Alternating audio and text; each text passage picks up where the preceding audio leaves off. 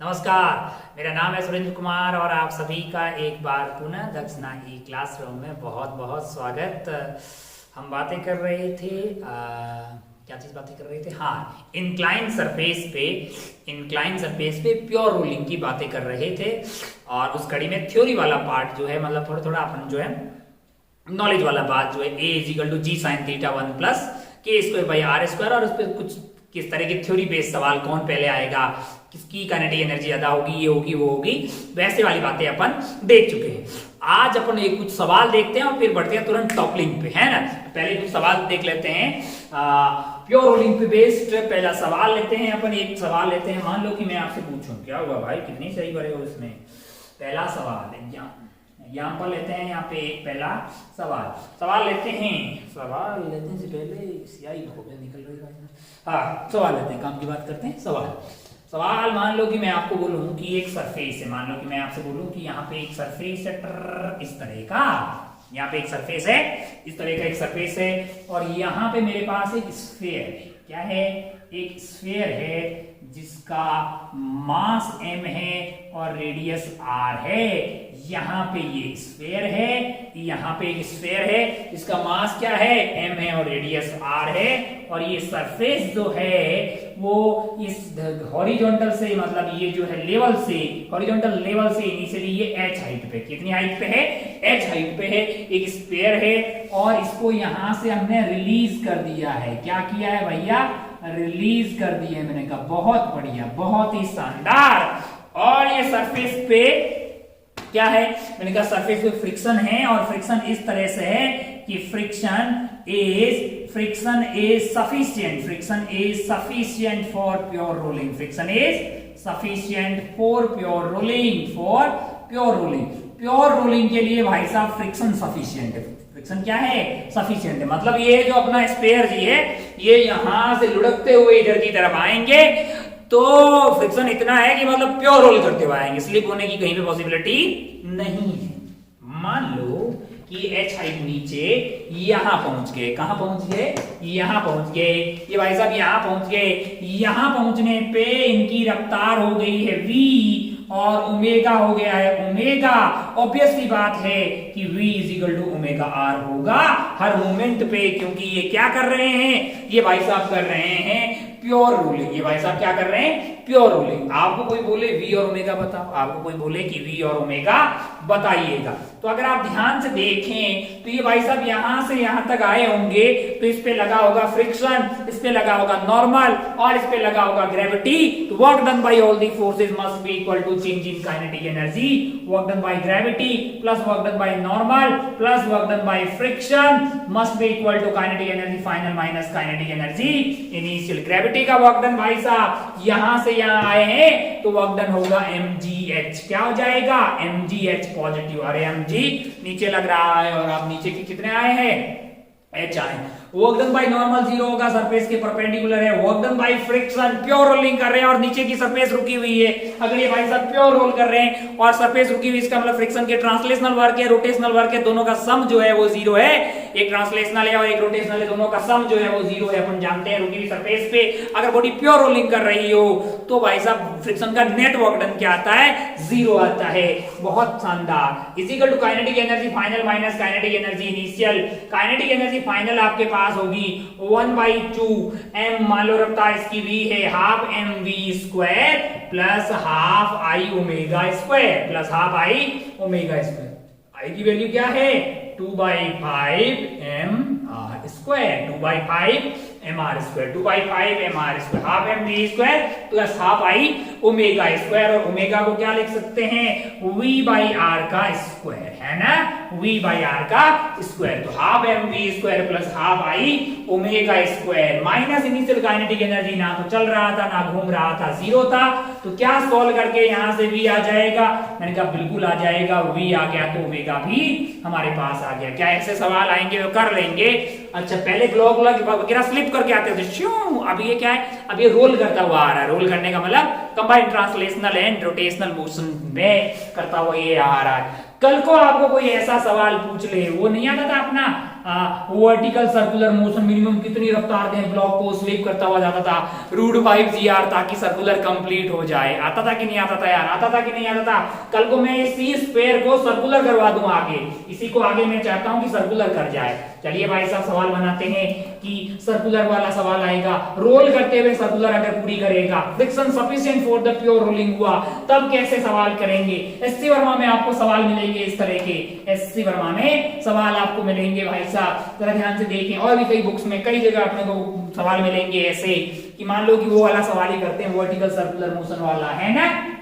मान लो कि हम लोग चाहते हैं कि यहाँ पे ये जो वर्टिकल सर्कुलर पूरी कर ले, मतलब यहाँ पे अपने पास जो है, अपने पास एक बॉल है जिसका रेडियस r है और इसका मास m है, और हम चाहते हैं कि वो कैपिटल R रेडियस वाले इस ट्रैक पे, ट्रैक का रेडियस क्या है, r है, ट्रैक का रेडियस मान लो r है। हम लोग चाहते हैं कि इसको यहाँ पे कितनी रफ्तार दी जाए और कितना ओमेगा यहाँ पे दिया जाए ताकि ये सर्कुलर कंप्लीट कर ले, मतलब यहाँ पहुंच जाए, है कि नहीं यार। ओ हो, मान लो कि यहाँ पहुंचते पहुंचते इसकी रफ्तार v डैश हो गई है और ओमेगा डैश हो गया है, और साथ में इनको ये है कि इस वाले पाथ से friction is sufficient for pure rolling, friction is sufficient for pure rolling. इसका मतलब क्या है कि वो भैया प्योर रोल करते हुए ऊपर की तरफ गया है, friction is sufficient for pure rolling, pure rolling. अच्छा भाई साहब ध्यान से देखिएगा, हमको क्या चाहिए, यहाँ का भी चाहिए। अच्छा बहुत बढ़िया, पुराने जमाने में हमारा ब्लॉक स्लिप करके जाते थे, सिर्फ ट्रांसलेशनल मोशन होती थी, लेकिन अभी इधर आइटम हमारा जो है वो रोल करते हुए जाएगा, यानी ट्रांसलेशनल प्लस रोटेशनल मोशन दोनों करते हुए जाएगा। अच्छा ओ हो, यहाँ पे क्या v dash is equal to omega dash r होगा। मैंने कहा हाँ, क्या यहाँ पे v is equal to omega r होगा, मतलब जो इसका रेडियस क्या है, स्मॉल r है, इसका मतलब v is equal to omega into r है। अच्छा अगर आप ध्यान से देखिए तो इसका सेंटर है वो यहाँ पे सर्कुलर कर रहा है, और ये वाला रेडियस आपके लिए क्या है, मैंने कहा r माइनस r है ना भाई साहब। अगर यहाँ पे सर्कुलर कंप्लीट करनी है तो यहाँ अगर आप एपीडी बनाएंगे टॉप मोस्ट पॉइंट पे, नीचे इस पे mg लग रहा होगा, ऊपर की तरफ mv स्क्वायर बट्टा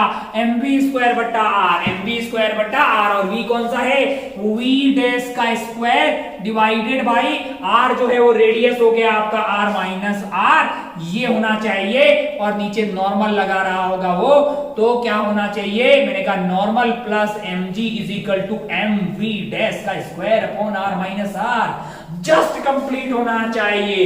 अरे v डैश की मिनिमम वैल्यू चाहिए हमें, वहां पे √gr होती जब फ्लिप करता था, यहाँ पे अगर आप ध्यान से देखें तो नॉर्मल 0 हो जाएगा, तब आपको जस्ट v डैश की मिनिमम वैल्यू मिलेगी कि नहीं मिलेगी यार। v डैश यहां से मिल जाएगा, v डैश पता होगा तो क्या ओमेगा डैश भी पता होगा, मैंने कहा हाँ, v dash equal to omega dash into r। अरे यार नहीं यार, ये वो मिनिमम वाली रफ्तार होगी जो आपको टॉप मोस्ट पॉइंट पे चाहिए ही होगी, है कि नहीं यार। m से m कट जाएगा, वो √gr ही है, इस बार जो सर्कल का रेडियस है वो r माइनस r हो जाएगा, है कि नहीं यार। अच्छा भाई साहब बहुत बढ़िया, और वहां पे ओमेगा भी रहेगा, इसका मतलब टॉप मोस्ट पॉइंट पे ट्रांसलेशनल काइनेटिक एनर्जी भी है और रोटेशनल वाली भी, उनका बहुत शानदार, बहुत ही बढ़िया। नीचे की तरफ अगर बात करें तो यहाँ हाफ mv स्क्वायर भी होगा, हाफ आई ओमेगा स्क्वायर भी होगा। अपन क्या लगाते थे इन दोनों पॉइंट के बीच में, वर्क एनर्जी थ्योरम लगाते थे, तो work done by gravity plus work done by friction, work done by normal is equal to kinetic energy final minus kinetic energy initial. Gravity का यहां से यहां पे जाने में वर्क डन कैसा है, नेगेटिव है, कितना है, मैंने कहा mg है, इनटू माइनस हो जाएगा, और ऊपर की तरफ आपकी कितना गए हैं, r माइनस r, यानी कि twice of r minus r, इतना वर्क डन होगा भाई साहब किसका, ग्रेविटी का। फ्रिक्शन का वर्क डन बोलिए, फ्रिक्शन कैसी है, स्टैटिक की काइनेटिक। अगर आप ध्यान से देखें इस पूरे पाथ में क्या होगा, टक टक टक, अगर आप ध्यान से देखें तो आप ये पाइएगा, अगर आप ध्यान से देखेंगे तो आप ये पाएंगे कि इस पूरे कार्यक्रम के दौरान आपके पास क्या लग रहा है, प्योर रोलिंग हो रही है। क्या हो रही है? Pure rolling. तो work done by friction translational भी आएगा, रोटेशनल भी आएगा, नेट वर्क डन 0 आएगा, क्योंकि ये सरफेस रुकी हुई है तो फ्रिक्शन का वर्क डन हो गया 0। नॉर्मल परपेंडिकुलर है डिस्प्लेसमेंट के तो वैसे ही 0 हो जाएगा। Is equal to kinetic energy final minus kinetic energy initial. Kinetic energy final क्या हो जाएगी? काइनेटिक एनर्जी फाइनल जो है आपके लिए वो हाफ एम वी डैश का स्क्वायर प्लस हाफ आई, जो कि हो जाएगा 2/5 M R square, 2/5 M R square, half M V square plus half I omega square, और ओमेगा स्क्वायर होगा V dash by R, V dash by R का square, V dash by R का square. अरे यहाँ की नहीं यार, V dash by R, V dash is equal to omega dash into R है, तो वी डैश बाई आर का स्क्वायर आपके लिए क्या हो जाएगा? Half M V square plus half I square. ये है आपकी final kinetic energy minus initial, और इनिशियल वाली क्या होगी? इनिशियल वाली होगी आपके पास half M V square plus half I omega square है। आई की वैल्यू है 2/5 एम आर स्क्वायर, और ओमेगा क्या हो जाएगा? वी बाई आर का स्क्वायर। अच्छा भाई साहब, बहुत बढ़िया, बहुत ही खूबसूरत। अब इस पूरी इक्वेशन में आपको क्या चाहिए? आपको v चाहिए, तो क्या निकाल सकते हैं? मैंने कहा बोले कि v डैश कहाँ है? मैंने कहा v डैश की वैल्यू यहां से निकाल दीजिए। v डैश की वैल्यू आपके लिए आ जाएगी under root of root g r minus r. इस v डैश की वैल्यू को उठा के यहाँ पे डाल देंगे तो पूरे खेला में अननोन कौन है? v है। एक बार v मिल गया तो क्या ओमेगा मिल गया? अरे हाँ कि नहीं यार? क्या ऐसा कोई सवाल है तो कर लेंगे ना भाई साहब? कोई बहुत टफ है क्या? कोई बहुत टफ है क्या? नहीं ना, बहुत इजी है ना। एक आध सवाल और कर लेगा, एक आध IIT जेईई का प्रीवियस ईयर का सवाल कर लेते, फिर बहुत हो गया भाई साहब रोलिंग पे सवाल। आगे बढ़ते हैं टॉप लिंक पे, इसको उड़ा देते हैं। इससे सिमिलर सवाल आपको कहीं बुकलेट्स में और SC वर्मा में जरूर मिलेंगे, इसमें कोई दो राय वाली बात नहीं है। एक और एग्जाम्पल करते हैं, लास्ट एंड फाइनल एग्जाम्पल एक और करते हैं, जेईई में पूछा हुआ कर लेते हैं। उड़ जा।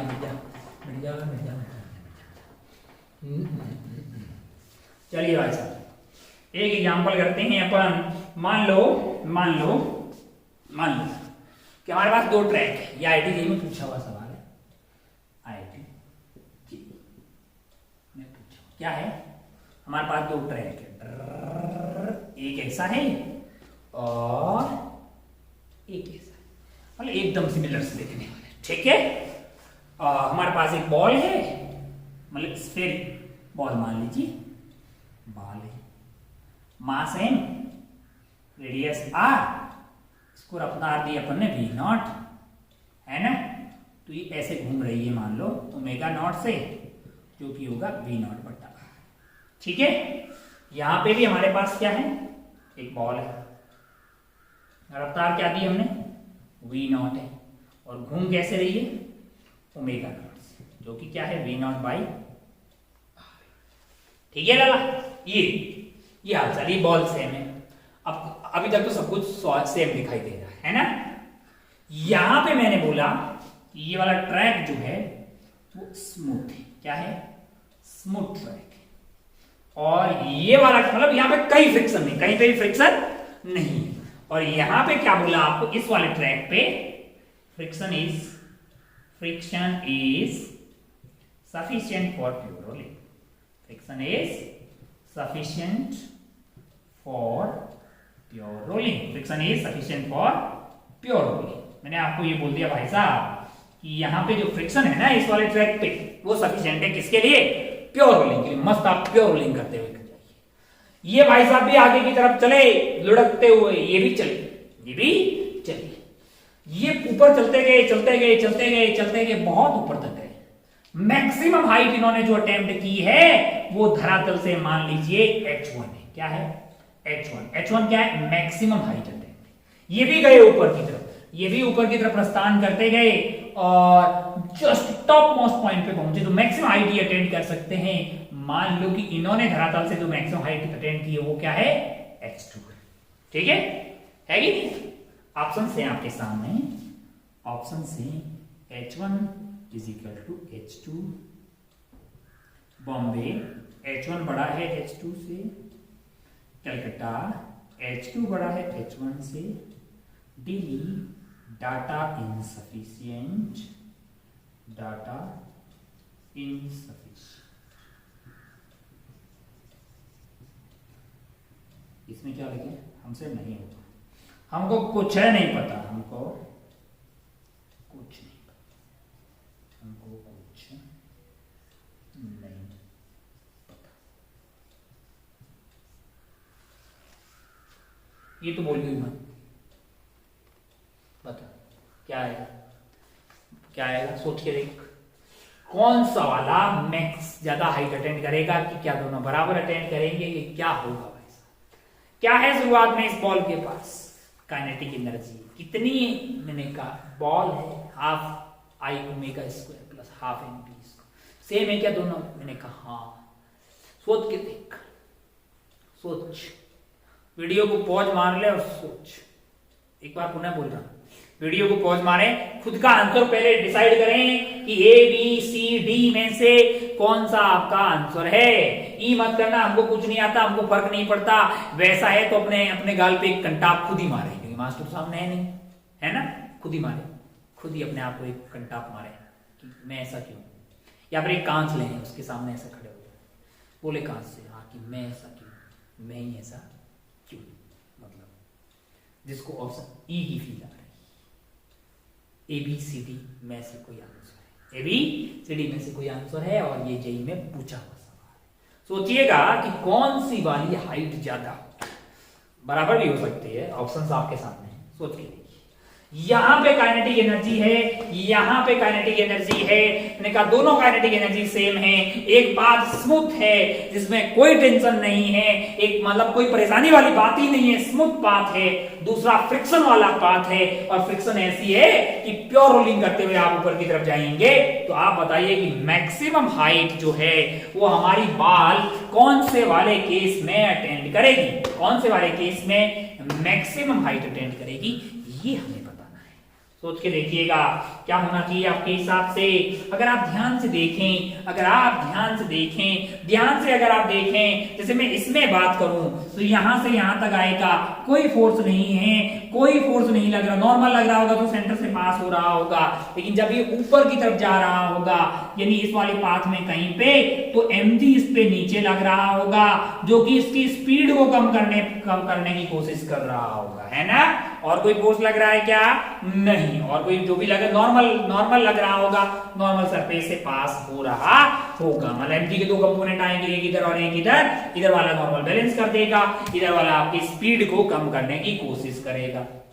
मैंने कहा अच्छा, और इस वाले केस में क्या होगा, मैंने कहा इस वाले केस में भाई साहब, इस वाले केस में फ्रिक्शन भी आएगी, इस वाले केस में क्या आएगी, फ्रिक्शन भी आएगी। और क्यों आएगी, क्योंकि अगर आप इस वाले केस में फोटो बनाएंगे तो इसकी स्पीड कम होगी, स्पीड कम होगी, अगर स्पीड कम होगी तो ओमेगा भी कम होना चाहिए। आपका ओमेगा ऐसा था, अगर ये कम नहीं हुआ, अगर ये कम नहीं हुआ, कम तो होना पड़ेगा क्योंकि v is equal to omega r है, हमेशा पॉइंट पे रहेगा, क्योंकि ये क्या कर रहा है, प्योर रोलिंग कर रहा है कि नहीं कर रहा है, प्योर रोलिंग कर रहा है, तो स्पीड कम होगी। और ओमेगा आपका ऐसा है, ओमेगा अगर आपका ऐसा है तो भाई साहब टॉर्क कुछ ऐसा आना चाहिए।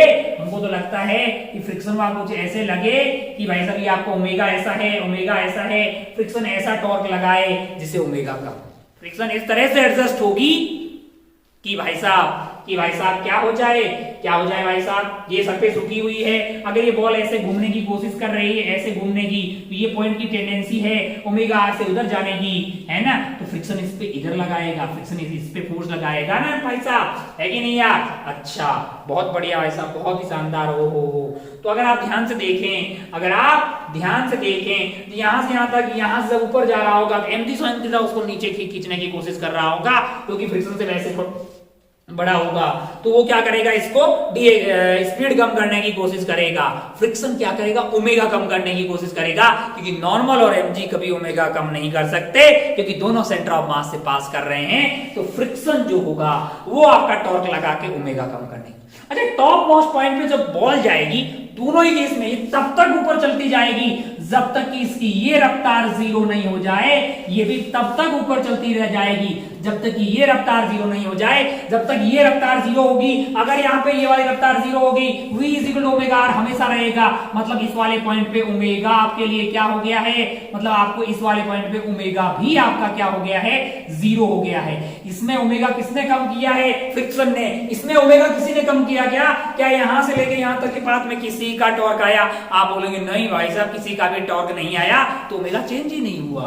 अगर ओमेगा चेंज नहीं हुआ तो ओमेगा पहले जो था वो आज ही ओमेगा नॉट ही है। अरे ये क्या हुआ है, यहां से लेके यहां तक चले गए, ओमेगा बिल्कुल बदला ही नहीं। मैंने कहा नहीं, वी कैसे बदला? मैंने कहा वो तो रिटार्डेशन हो गया, एमजी ने खींचा इसके लिए, और यहां मैंने कहा एमजी ने खींचा इसलिए वी कम हो गया, और फ्रिक्शन के टॉर्क ने रोका तो इसलिए उसका क्या हो गया है, इसलिए उसका ओमेगा कम हो गया। मैंने कहा अच्छा, यहां पे काइनेटिक एनर्जी क्या है, काइनेटिक एनर्जी फाइनल आपके लिए जीरो है। यहां पे काइनेटिक एनर्जी फाइनल है आपके लिए, काइनेटिक एनर्जी फाइनल है हाफ आई ओमेगा नॉट का स्क्वायर। आई की वैल्यू क्या है, मैंने कहा 2/5 mr स्क्वायर। है कि नहीं यार, सोच के देख, है कि नहीं यार। अच्छा, इनिशियली काइनेटिक एनर्जी दोनों की क्या थी, मैंने कहा हाफ एम वी नॉट का square plus half I omega naught का स्क्वायर। यहां पे भी इतनी थी, हाफ एम वी नॉट का square plus half I omega naught का स्क्वायर। काइनेटिक एनर्जी दोनों में सेम थी शुरू में, है ना। और ज्यादा लॉस किसने किया, इसके कि इसने तो दोनों ही खो दी, ये भी गई, कुछ नहीं बचा। इसका ये वाला पार्ट तो एज इट इज रहा है, सिर्फ इतना ही लॉस हुआ है, और जो लॉस हुआ है वही तो पोटेंशियल एनर्जी के बराबर है यार। यहाँ पे लॉस हुआ है सिर्फ इसके बराबर की, कितना लॉस हुआ। अच्छा, ऐसा क्यों बोल रहा हूं, क्योंकि मैं फ्रिक्शन का वर्क डन जीरो आ रहेगा। क्यों भाई साहब, क्योंकि इसमें तो फ्रिक्शन है ही नहीं, जो भी लग रहा है वो कंजर्वेटिव है। तो अगर आप ध्यान से देखें तो यहाँ पे आपका हाफ एम वी नॉट का स्क्वायर किसमें तब्दील हुआ होगा, एम जी H1 में, और यहाँ पे मैंने कहा यहाँ पे आपका 1/2 हाफ एम वी नॉट का square plus half I omega naught का स्क्वायर, ये दोनों खत्म हो गए हैं, और वो किसमें तब्दील हुए हैं, मैंने कहा वो MgH2 में। कुछ लोग बोलेंगे यार पूरा MgH2 में हुआ है कि फ्रिक्शन ने भी तो वर्क किया है, तो फ्रिक्शन ने वर्क किया, लेकिन नेट वर्क क्या किया है, जीरो किया है। क्यों, क्योंकि friction is sufficient for the pure rolling. मतलब भाई साहब यहां से यहां तक पहुंचे होंगे तब तक ये प्योर रोल करके जा रहे हैं। कैसी सरफेस है, रुकी हुई सरफेस पे फ्रिक्शन के द्वारा किया गया नेटवर्क डन रोलिंग में जीरो आता है। हम लोग पहले ही बात कर चुके हैं चलाने का और घुमाने का। ऐसा बहुत बढ़िया। अब आप खुद ही बताएं कौन सा बड़ा होगा, H2 बड़ा होगा, H2 बड़ा होगा H1 से। अगर आपका पहली ही नजर में आपको ऐसा लगा होगा अच्छा ये एनर्जी पूरी की पूरी तब की किसमें हो जाएगी, क्योंकि जब टॉप मोस्ट पॉइंट पे जाएगा स्पीड जीरो हो जाएगी। अच्छा, यहाँ पे भी स्पीड जीरो हो जाएगी, तब टॉप मोस्ट पॉइंट हुआ तो यहाँ की एनर्जी सेम पूरी एनर्जी ट्रांसफर होगी, H1 is equal to H2। अगर आपने ऐसे H1 is equal to H2 लगाया तो गलत हो गया होगा।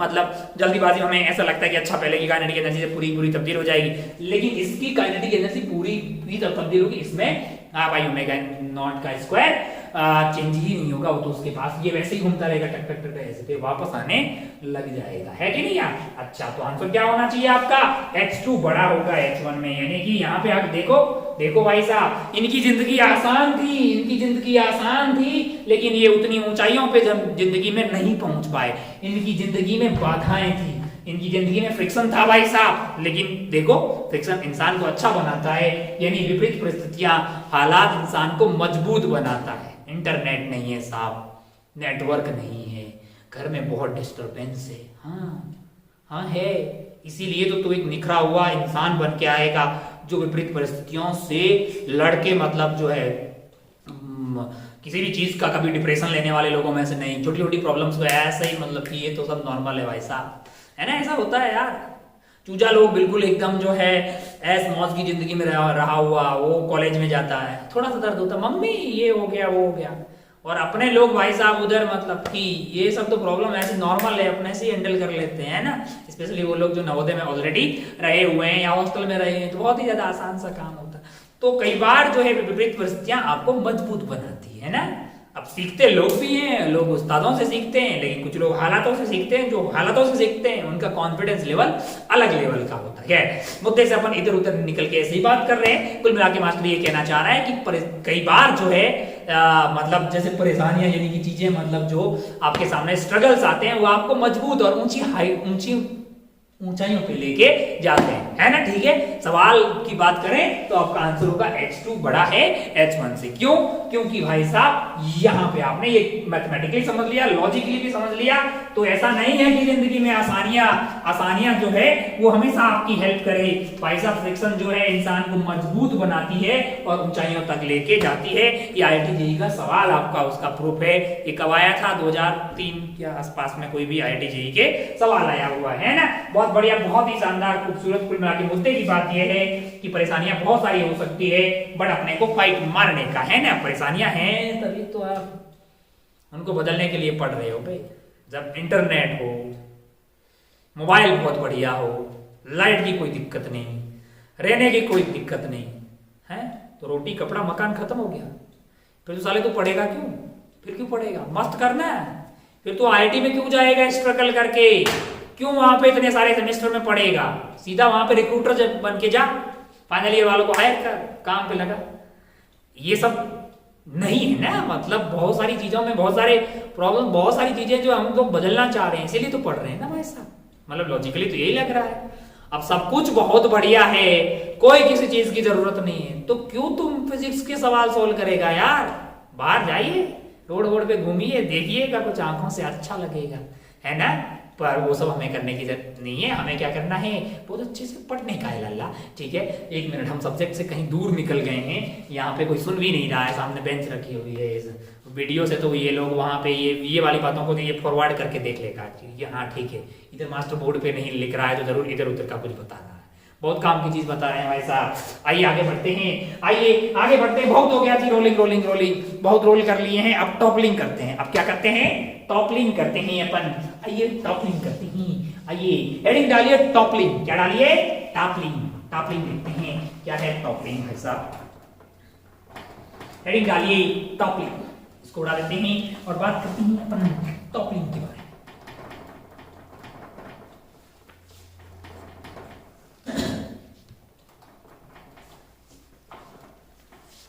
चलिए भाई साहब, चलिए चलिए चलिए चलिए चलिए चलिए। सूर्यास्त पंजाबी मस्त नहीं पढ़ रहे हैं। चलिए हेडिंग डालिए टॉपलिंग।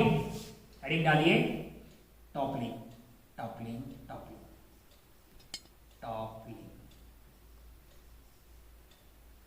मन में आता होगा भाई साहब कि अजीब मास्टर है। लाइट आ रही है डायरेक्ट, लेकिन खिड़की बंद नहीं कर रहा है। अरे तो कितना अच्छा व्यू आ रहा है यहाँ पे, पहाड़ियों के पीछे सनसेट हो रहा है। अब सामने बेंच रखी है, वो कुछ सुन नहीं रही है, कैमरा हमको रिकॉर्ड कर रहा है, एटलीस्ट हम इधर उधर देख तो लें, है ना।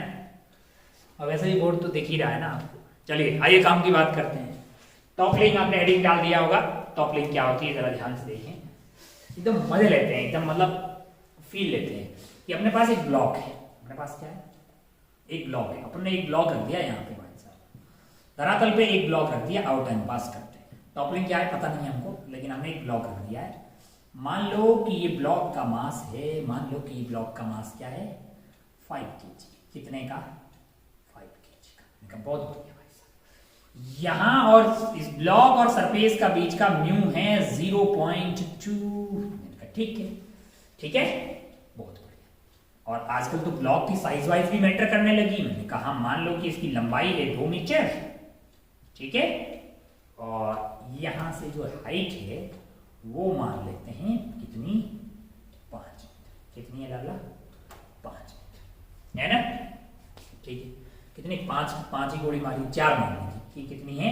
4 मीटर। मैंने कहा अच्छा बहुत बढ़िया, रुका हुआ ब्लॉक, कोई दिक्कत ही नहीं है, कोई दिक्कत नहीं है। मैंने इस पे एक फोर्स लगाया। अब आप बोलोगे भाई साहब फोर्स लगाओगे तो आजकल हमको पॉइंट ऑफ एप्लीकेशन भी बताना जरूरी है। मैंने कहा ऊपर से 1 मीटर नीचे, ऊपर से 1 मीटर नीचे मैंने एक फोर्स लगाया। कितना लगाया जरा ध्यान से देखें? 2/10। मान लो F लगाया। क्या लगाया मैंने? F फोर्स लगाया। F फोर्स लगाया। एफ की वैल्यू मैं वेरी करवा दूंगा, एफ की वैल्यू मैं अपने हिसाब से वेरी करवा दूंगा, है ना। अच्छा, बहुत बढ़िया, बहुत शानदार दिख रहा है ब्लॉक। अब अगर आप ध्यान से देखें तो यहाँ पे मैक्सिमम फ्रिक्शन क्या हो सकता है, हम लोग चाहते हैं कि पहले पता कर लो भाई साहब कि कितना होगा 0.2 यानी कि 2/10 इंटू 50 यानी कि 10 न्यूटन। भैया 10 न्यूटन जो है अगर आप फोर्स उससे कम लगाओगे तो ये स्टार्ट होने वाला नहीं है। 10 या 10 से कम लगाओगे तो ये ब्लॉक स्टार्ट होने वाला नहीं है। मैंने कहा मैंने तो 20 लगा दिया, या मैंने 10 पहले मान लो कि मैंने 20 ही नहीं लगाया, 20 लगाऊंगा, मैंने 8 न्यूटन लगा दिया, मैंने 8 न्यूटन लगा दिया। कितना लगाया? 8 न्यूटन फोर्स लगा दिया। आप बोले क्या है, इसमें कोई टेंशन वाली बात ही नहीं है, इसमें कोई टेंशन वाली बात नहीं है। क्यों? क्योंकि भैया 8 न्यूटन अगर आप फोर्स लगाओगे और मैक्सिमम फ्रिक्शन हो सकता है 10 न्यूटन, तो ये ब्लॉकवा मूव नहीं किया है, ये ब्लॉकवा मूव नहीं किया। मैंने कहा ठीक है, कोई बात नहीं, कोई बात नहीं, सर ब्लॉक नहीं मूव किया तो कोई दिक्कत थोड़ी है। उनका दिक्कत है, कई बार मूव नहीं करते घूम जाते हैं, कई बार मूव नहीं करते घूम जाते हैं। देखो मूव कर ही नहीं रहा है यार, हम एक गलत जगह फोर्स क्या लगा दिए हैं। ये अब गिर का रहे हो यार, ऐसे ही रुक जाओ ना टक से।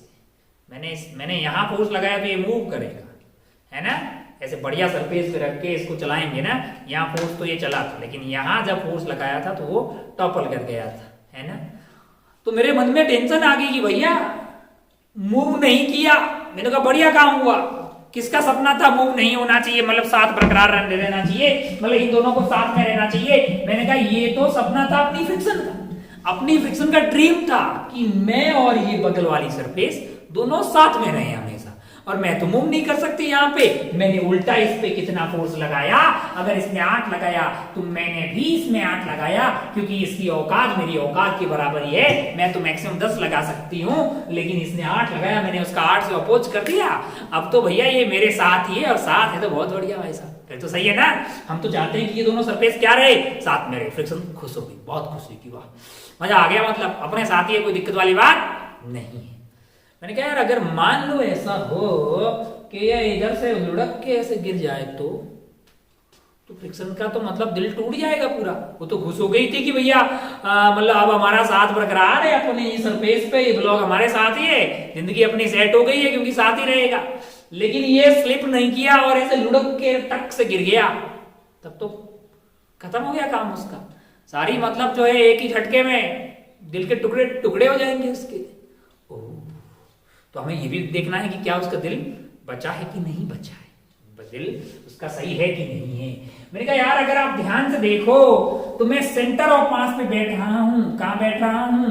सेंटर ऑफ मास पे, और मैं टॉर्क पता करना चाह रहा हूं सेंटर ऑफ मास पे, क्योंकि मैं ये जानता हूं कि नेट फोर्स अगर 0 हो, नेट फोर्स अगर 0 हो, जैसे इस पे 50 इधर लग रहा है तो नॉर्मल ऊपर की तरफ जो लग रहा होगा वो भी 50 ही न्यूटन होगा, और यहां पे फ्रिक्शन ने इसको बैलेंस कर दिया तो नेट फोर्स आपका 0 आ रहा है। लेकिन नेट फोर्स 0 हो तो नेट टॉर्क 0, ऐसा जरूरी नहीं है, ऐसा जरूरी नहीं है। कपल मतलब जो भी टॉर्क आएगा वो कांस्टेंट आएगा।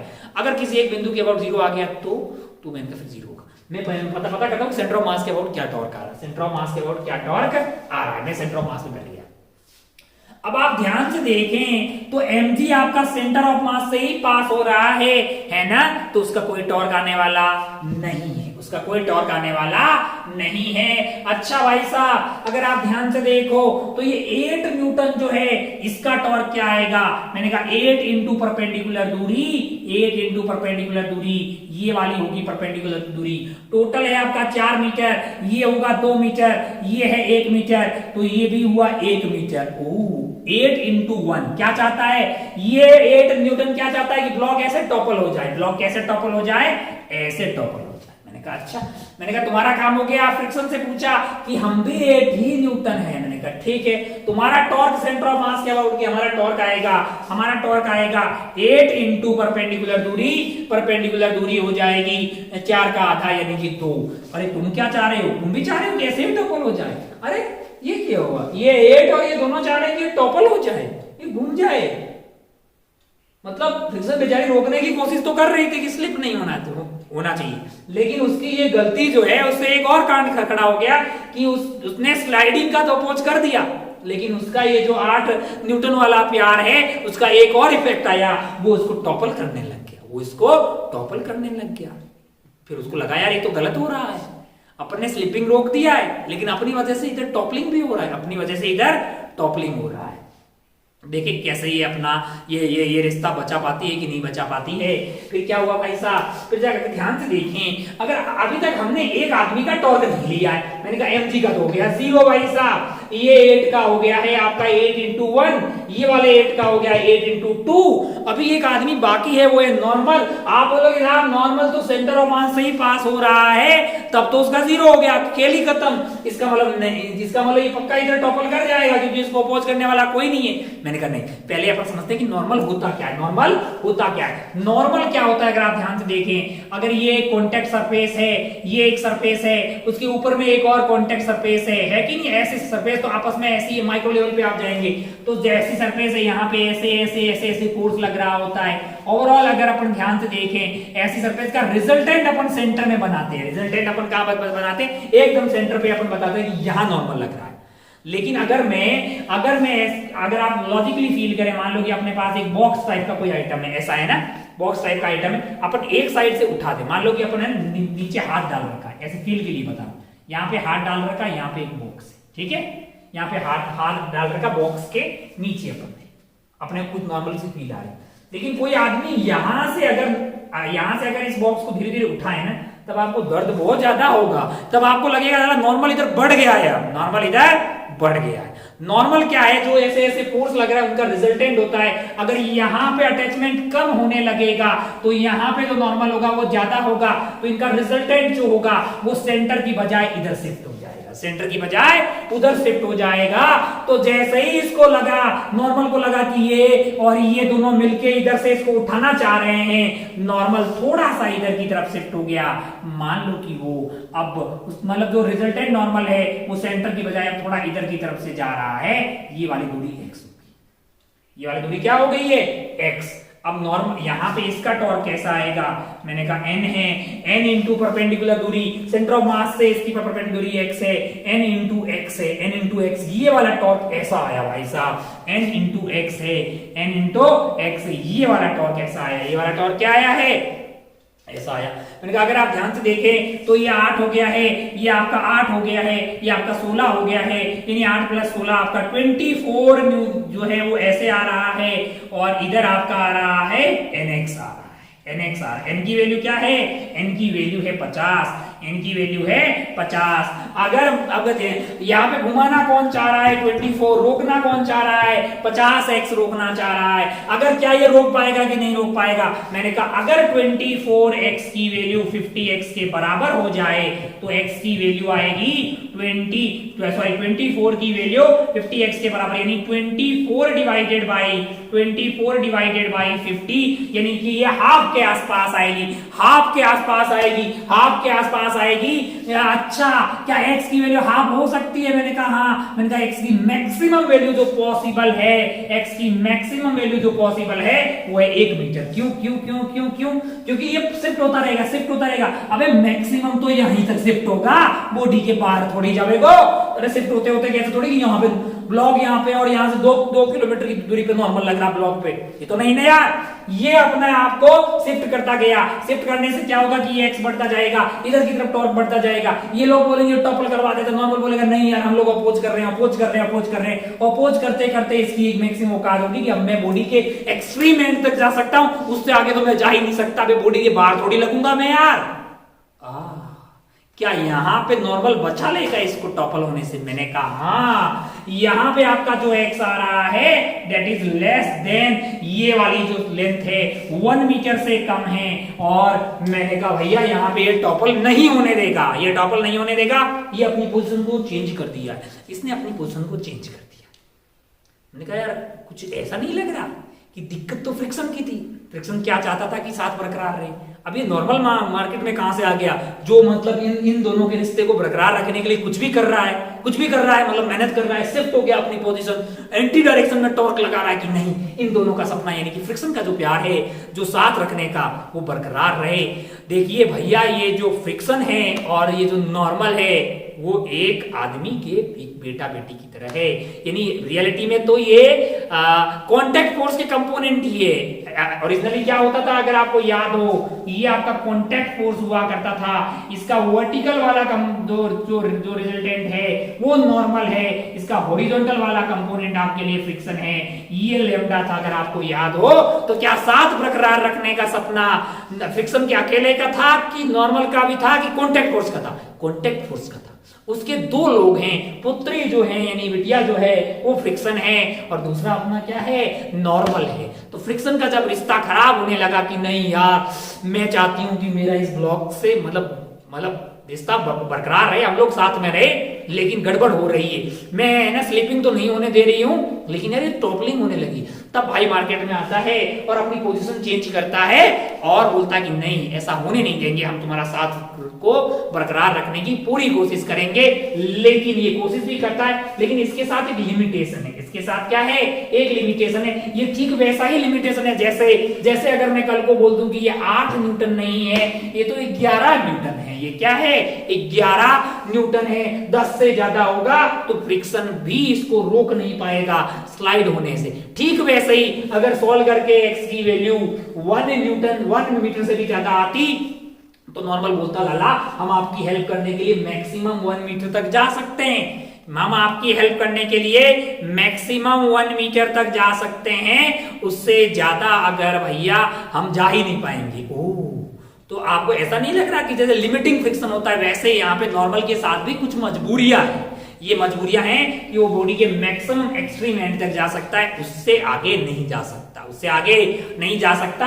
अगर आप ध्यान से देखो, अगर यहाँ पे टॉपलिंग को रोकना है, अगर आपको यहाँ पे टॉपलिंग को रोकना है तो मैक्सिमम फ्रिक्शन यहां तक जा सकता है। कहां तक, यहां तक, यानी कि 1 मीटर की दूरी तक, यहां तक की मतलब कि 1 मीटर की दूरी पे। मैंने कहा अच्छा, बहुत बढ़िया भाई साहब, बहुत ही शानदार। अगर आपको मैं बोलूं कि यार म्यू बहुत सारा होता, म्यू खूब सारा होता, म्यू की वैल्यू बहुत ज्यादा होती, या कुछ ऐसा होता, अपन बात करते हैं, मान लो कि अपन बात करते हैं इसको अच्छे से और बात करते हैं इसी पे।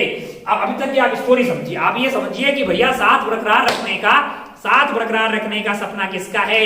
साथ बरकरार रखने का सपना कांटेक्ट फोर्स का है। उसके दो वॉरियर्स हैं, एक है फ्रिक्शन और एक है नॉर्मल। फ्रिक्शन रिलेटिव स्लाइडिंग का अपोज करता है। क्या लगाता है?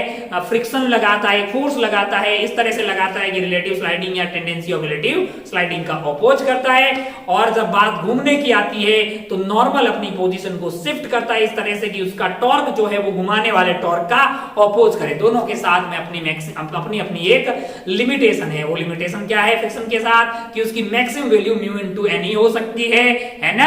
और नॉर्मल के साथ क्या है कि वो मैक्सिमम बॉडी के एक्सट्रीम पॉइंट तक ही शिफ्ट हो सकता है, उससे आगे उसकी बस की बात नहीं है। अच्छा, बहुत बढ़िया भाई साहब, बहुत ही शानदार, बहुत ही बढ़िया लगा अपने को कि ओहो, साथ बरकरार रखने का सपना तो बेसिकली कांटेक्ट फोर्स का था, और ये कांटेक्ट फोर्स ही होता है। बाकी नॉर्मल और फ्रिक्शन तो बेसिकली उसके दो कंपोनेंट ही है ना। अच्छा लगा ना?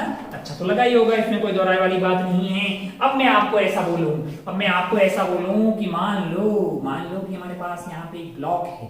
मान लो कि हमारे पास यहाँ पे एक ब्लॉक है। मैंने कहा ठीक है, यहाँ पे एक ब्लॉक है। ये जो ब्लॉक है ये मान लो कि क्यूब शेप का है। कैसे शेप का है? क्यूब शेप का है, क्यूब टाइप का ब्लॉक है, क्यूबिकल ब्लॉक रखा हुआ है। हाँ जी भाई साहब, बहुत बढ़िया। अगर आप ध्यान से देखें तो ये वाली भुजा मान लीजिए इसकी ए है, और वर्टिकल वाली भी क्या है? ए है ना। और इसका मास मान लीजिए m है। इसका मास क्या है?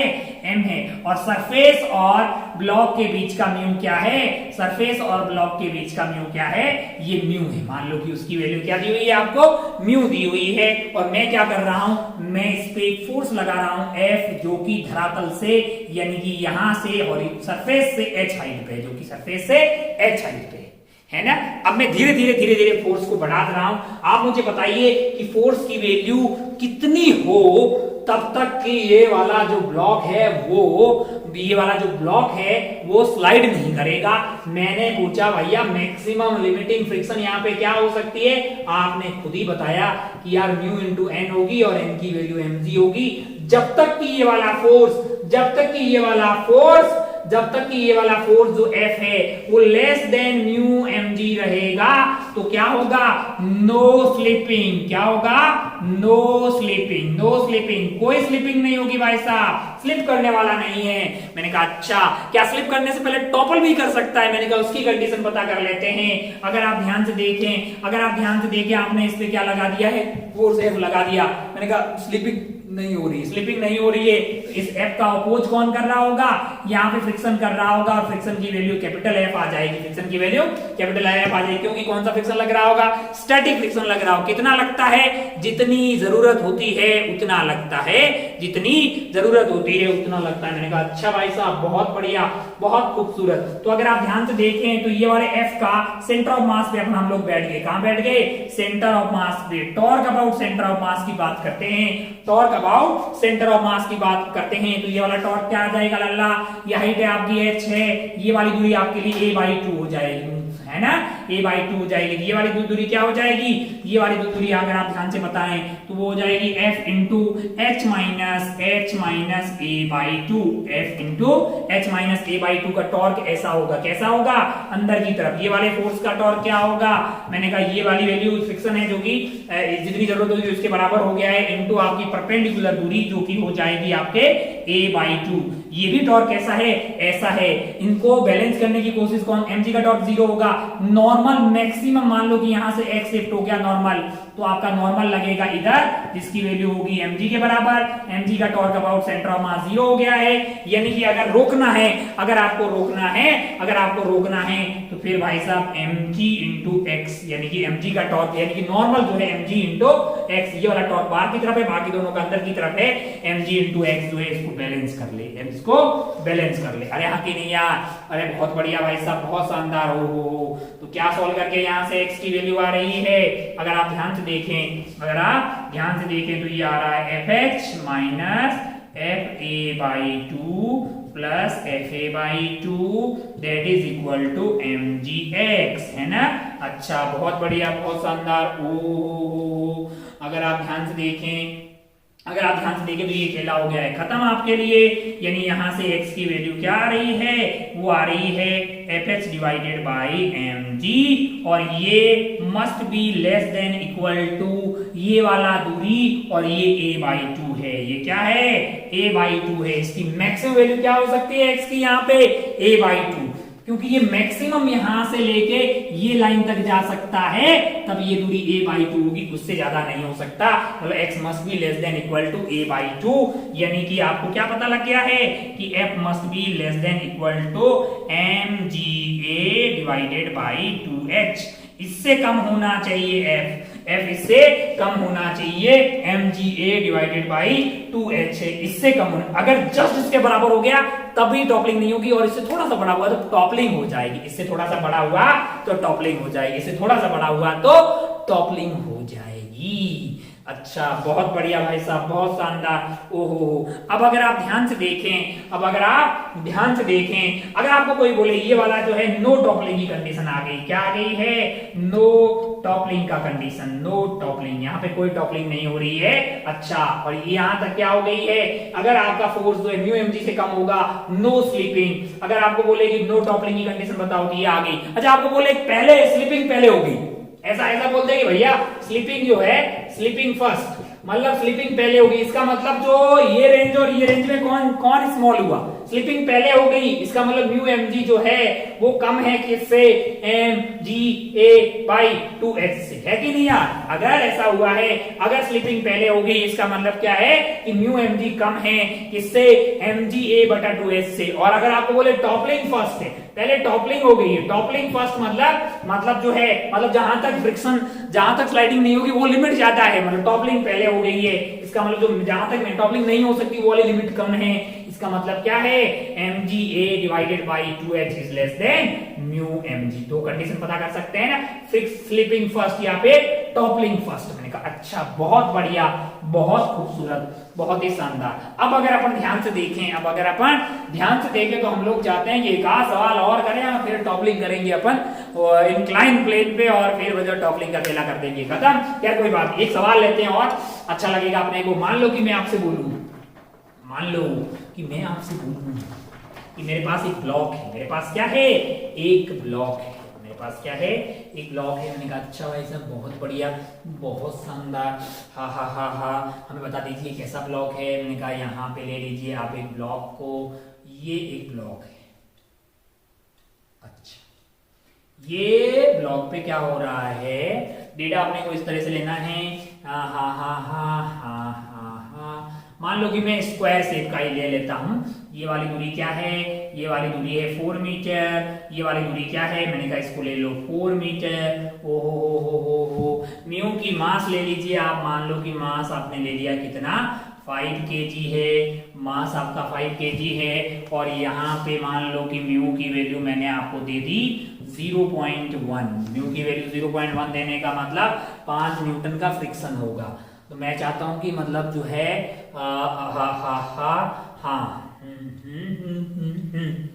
बहुत बढ़िया है ना। तो मिनिमम फोर्स जो स्लाइड करवाने के लिए चाहिए होगा वो 5 चाहिए होगा, तो हमने 20 लगा दिया, और वो भी यहाँ पे टॉप मोस्ट पॉइंट पे 20 लगा दिया। यहाँ टॉप मोस्ट पॉइंट पे मैंने क्या लगा दिया, 20 न्यूटन लगा दिया। टॉपल होगा कि नहीं होगा, स्लाइड तो करेगा पक्का पता लग गया है, पक्का पता लग गया है, क्योंकि यहाँ पे एफ लिमिटिंग क्या होगा आपके पास, एफ लिमिटिंग हो जाएगा आपका 0.1 इंटू नॉर्मल, जो कि 50 हो जाएगा, यानी 5 न्यूटन है, ये आपका 20 है। तो इसका मतलब ये चलेगा तो सही, लेकिन आप भैया बताओगे टॉपल होगा कि नहीं होगा। मैंने कहा भैया अगर ये चलेगा तो फ्रिक्शन की वैल्यू आपके लिए आ जाएगी, फ्रिक्शन की वैल्यू हो जाएगी 5 न्यूटन। इसको चलाना कौन चाह रहा है, 20 चाह रहा है। 20 का टॉर्क जो है मैं सेंटर ऑफ मास के अबाउट लिख रहा हूँ, क्या लिख रहा हूँ, सेंटर ऑफ मास के अबाउट लिख रहा हूँ। सेंटर ऑफ मास के अबाउट अगर मैं लिख रहा हूँ तो 20 का टॉर्क आ जाएगा 20 इंटू परपेंडिकुलर दूरी, 20 इंटू परपेंडिकुलर दूरी 2 है, प्लस मैंने कहा 5 का भी आएगा, 5 का क्या आ जाएगा, 5 इंटू परपेंडिकुलर दूरी जो कि 2 है। मैंने कहा अच्छा, 20 इंटू 2 ये वाला हो गया, 5 इंटू 2 ये। दोनों लोग क्या चाहते हैं कि टॉपल हो जाए, तो दोनों लोग क्या चाहते हैं कि टॉपल हो जाए। रोकना कौन चाहता है, मैंने कहा वो तो नॉर्मल चाहता है भाई।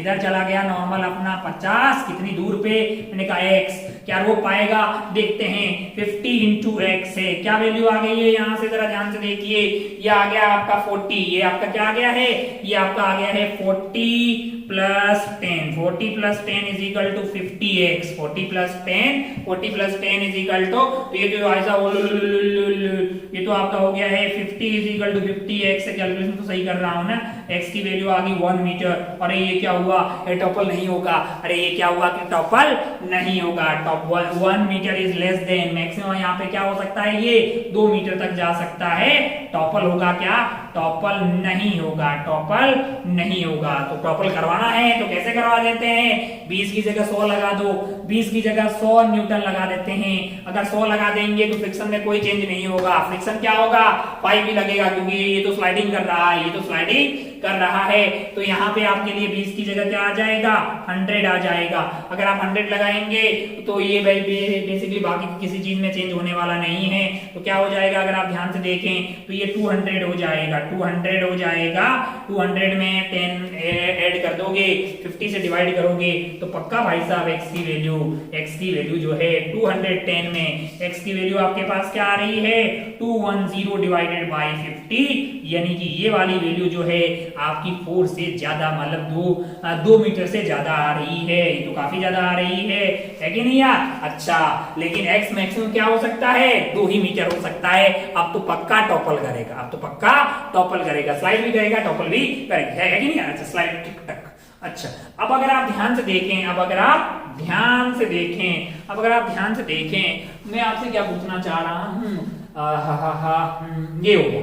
मेरे मन में एक सवाल आया, क्या आप torque about centre of mass लिखते हो, जरूरी है कि मैं torque about centre of mass भाई घूम रहा है, ऐसा कोई जरूरी है क्या मैं torque about centre of mass लिखूं, मैंने कहा जरूरी नहीं है। आप इस पॉइंट के अबाउट, जब ये घूम रहा होगा तो आप इस पॉइंट के अबाउट भी टॉर्क लिख सकते हैं, इस पॉइंट के अबाउट भी टॉर्क लिख सकते हैं, लेकिन इस पर्टिकुलर केस में ये एक्सेलरेट हो रहा है। रुका होता तो कोई दिक्कत नहीं था, आप सेंटर ऑफ मास लिखो, यहाँ पे लिखो, यहाँ पे लिखो, कहीं भी लिखो, मतलब सब मतलब कोई दिक्कत नहीं होती।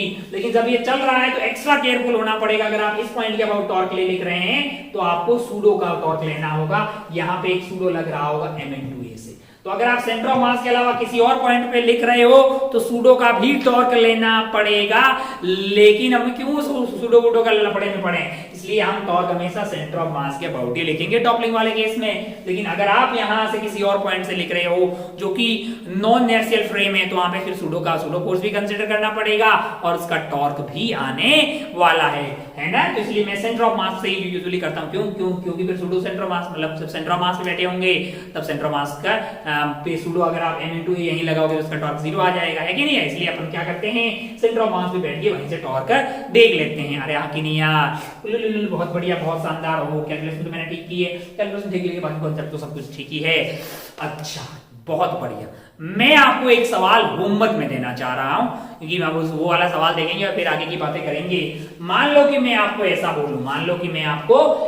बोलूं, कि मुझे ये कंडीशन पता कीजिए, मेरे पास क्या है, मैं चाहता हूं कि आप हेडिंग डाल दें toppling on incline plane, toppling on incline plane heading डाल दीजिए, टॉपलिंग ऑन इंक्लाइन प्लेन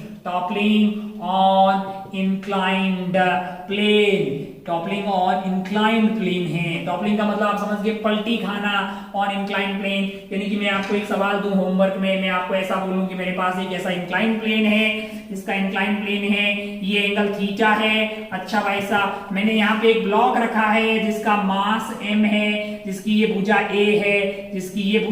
है, और जिसकी ये वाली भुजा मान लीजिए h है, क्या है, h है, और ये वाली भुजा मान लीजिए a है, मास इसका m है, और यहाँ पे फ्रिक्शन का कोफिशिएंट म्यू है ना। तो आप मुझे ये पता कीजिए कि थीटा की मैक्सिमम क्या वैल्यू होगी, theta max for no toppling, यानी कि कंडीशन पता कीजिए कि थीटा की मैक्सिमम वैल्यू क्या हो जहां तक टॉपलिंग स्टार्ट नहीं हो, है ना। स्लाइडिंग तो कहां से स्टार्ट हो जाएगी, tan theta is equal to mu, theta is equal tan inverse of mu से अगर बड़ा थीटा लगेंगे, वो एंगल ऑफ रिपोज होता है, उससे ज्यादा एंगल पे रखोगे स्लाइडिंग स्टार्ट हो जाएगी। मुझे ये बताओ कि टॉपलिंग कहां पे स्टार्ट होगी, यानी कि कौन से थीटा पे स्टार्ट होगी। अच्छा भाई साहब, बहुत बढ़िया, बहुत शानदार। इसको लिखना होमवर्क में, क्योंकि मुझे लगता है 1 घंटा हो गया है। बाकी तो इसी से खेला स्टार्ट करेंगे, कुछ बातें और करेंगे अपन सवालों के टॉपलिंग में। बेसिक कॉन्सेप्ट आप समझ गए कि साथ बरकरार रखने का मतलब कांटेक्ट फोर्स का है, उसके दो लोग होते हैं, एक होता है फ्रिक्शन और एक होता है नॉर्मल। फ्रिक्शन जो है रिलेटिव स्लाइडिंग का अपोज करता है, इस तरह से करता है उसकी, और इसकी मैक्सिमम औकात होती है, इसको अपन लिमिटिंग फ्रिक्शन बोलते हैं। ठीक उसी तरह से जब उसके बस की बात नहीं रहती है तो नॉर्मल को फोन करती है अपने भाई को, बहन, कि भैया बचा लीजिए। फिर नॉर्मल साहब क्या करते हैं, अपनी पोजीशन को एडजस्ट करते हैं इस तरह से कि भैया वो एंटी डायरेक्शन में नॉर्मल टॉर्क दें, है ना। अच्छा, वो टॉर्क देने की कोशिश करते हैं, उनकी भी एक लिमिटेशन है, उनकी मैक्सिमम बॉडी के एक्सट्रीम पॉइंट तक जा सकते हैं, उससे बाहर जाना उनके बस की बात नहीं है। तो टॉपलिंग का एक छोटा सा ज्ञान हमने यहाँ पे लिया है। 1-2 सवाल और करेंगे नेक्स्ट वाली क्लास में। बाकी हम जो है धीरे अब समापन समारोह के करीब पहुंच गए हैं। लास्ट एक छोटा सा कॉन्सेप्ट, वैसे तो मतलब यहां तक से सारे सवाल आपसे हो जाएंगे, लेकिन कुछ अच्छे तरीके अपन सीखेंगे, जैसे कि बेहतरीन किस्म के सवाल जो है वो अपन सॉल्व कर पाए, जिसमें रोटेशनल मोशन में, यानी इंस्टेंटेनियस एक्सिस का एक कॉन्सेप्ट है जिसके बगैर भी सवाल हो जाते हैं, लेकिन वो चीजों को थोड़ा और आसान और मजेदार सवाल जो रोटेशन के होते हैं उसको सॉल्व करने में हमारी हेल्प करेगा। तो नेक्स्ट टाइम अपन थोड़ा सा स्टार्ट कर देंगे इंस्टेंटेनियस एक्सिस ऑफ रोटेशन। वैसे 95% या 98 या 97% जो है रोटेशनल डायनामिक्स का खेला, रिजिड बॉडी डायनामिक्स का खेला यहाँ पे समाप्त होता है। सवालों की कोई लिमिट नहीं है। कॉन्सेप्ट अगर आपने समझे हैं तो ज्यादा से ज्यादा आप सवाल सॉल्व कीजिए और अच्छे सवाल सॉल्व कीजिए, जिससे कि आप भले पहली बार में नहीं हो, लेकिन वो अच्छे सवाल आपको धीरे धीरे अच्छे कॉन्सेप्ट पे आपकी ग्रिप को अच्छा बनाएगा। बाकी अपना और अपनों का खूब ख्याल रखिएगा। मिलते हैं नेक्स्ट वाली क्लास में। जय हिंद, जय भारत, टेक केयर, बाय।